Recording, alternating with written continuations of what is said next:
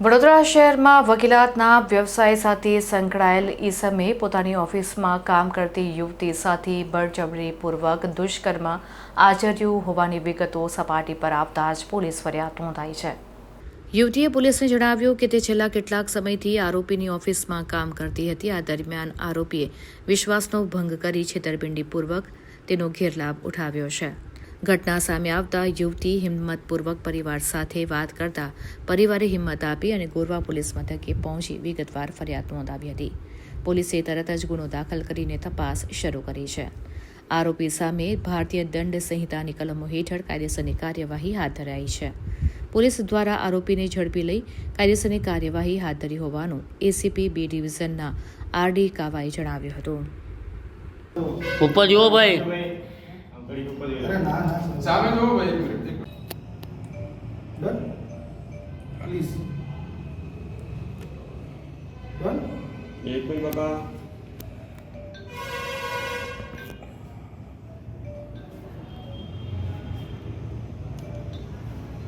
જો સામે જો 2 મિનિટ સેજ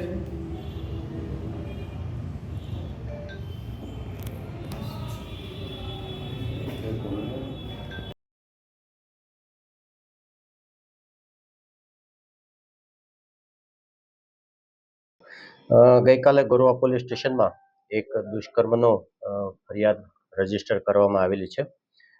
સમગ્ર બનાવ એવો છે કે ભોગ બનનાર જે છે એ સેવાસી રહે છે અને વર્ક ફ્રોમ હોમ કરે છે।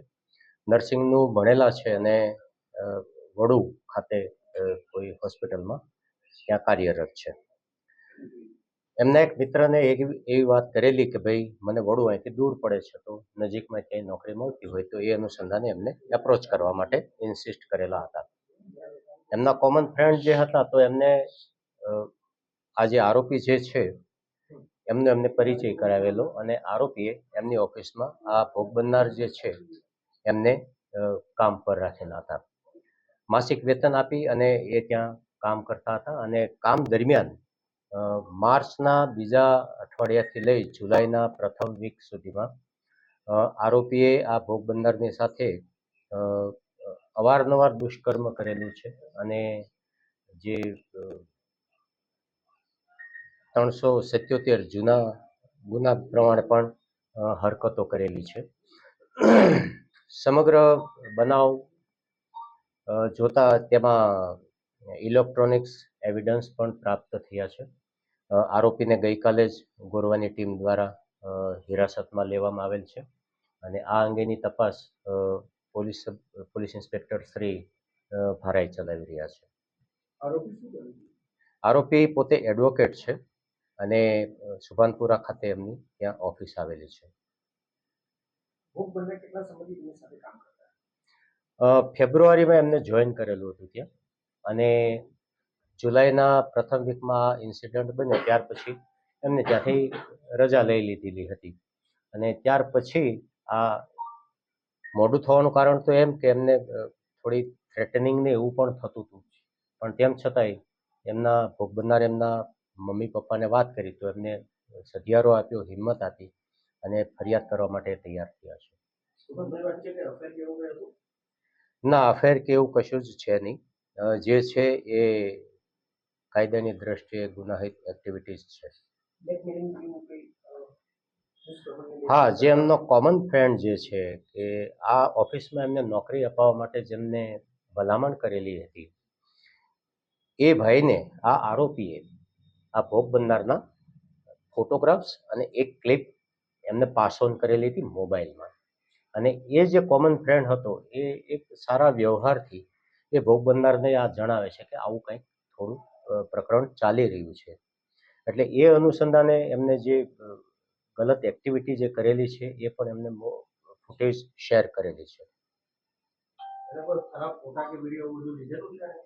હા, અત્યારે એમની ઓફિસમાંથી જે સર્વરને જે છે એ પોલીસ તપાસ દરમિયાન અમે કબજે લેવાના છીએ અને એને એફએસએલમાં પણ મોકલવાના છીએ। આરોપી તરીકે તો બીજું કોઈ વ્યક્તિ આમાં દર્શિત થતું નથી। એવું બની શકે કે ભોગ બનનાર તરીકે કોઈ વધારે પીડિત સામે આવી શકે। એમની ઓફિસમાં પ્રથમ એક મહિલા કામ કરતી હતી અને એ મહિલા અ, અ, કોઈ પણ સંજોગોમાં જોબ છોડીને જતા રહ્યા છે, એટલે ઓફિસમાં આરોપી એક જ જણ હતા. એટલે ભોગ બનનારને પણ જરૂરિયાત હતી કામની, તો એમને એપ્રોચ કર્યો તો ભોગ બનનાર અને આરોપી બંને જ જણ જ ઓફિસમાં કામ કરતા હતા. મહિલા જે પહેલા કામ કરતી તેને તે સંપર્ક કરવાનો પ્રયત્ન કર્યો પોલીસે કે આમનો નેચર કેવો હતો કે એમની જોડે કંઈ કર્યું હોય? હા, પોલીસે અત્યારે જે પ્રથમ ઇન્વેસ્ટિગેશન જે કરવાનું હોય મેડિકલ રિલેટેડ ડ્યુરી ટાઈમ બાઉન્ડ, તો પોલીસ એ તપાસમાં પડેલી છે. બીજી એક ટીમ અમે બનાવી અને ટીમને રવાના કરી છે કે એ મહિલા કોણ હતી, તો એમનો સંપર્ક થતાં અમે એમને પણ એપ્રોચ કરીશું ઇન્વેસ્ટિગેશનના કામે. પીડિત મહિલા મુખ્યત્વે ઓફિસમાં શું કામ કરતા? એડવોકેટની ઓફિસ છે એટલે રૂટીન જે ઓફિસ વર્ક જે હોય એ.